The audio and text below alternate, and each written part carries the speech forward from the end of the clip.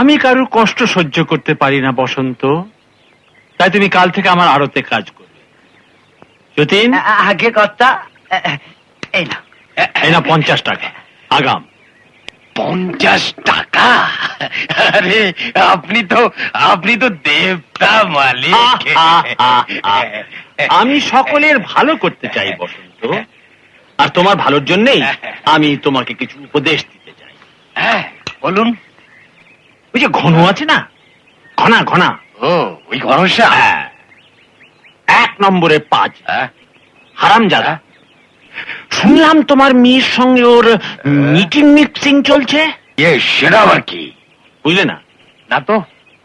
লটঘট।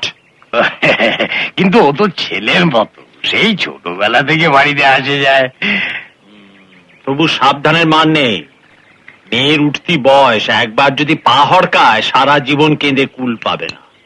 তা আমি বলছিলাম কি, মেয়েটাকে কোনো একটা কাজে কর্মে লাগিয়ে দাও। একে কাজকর্ম?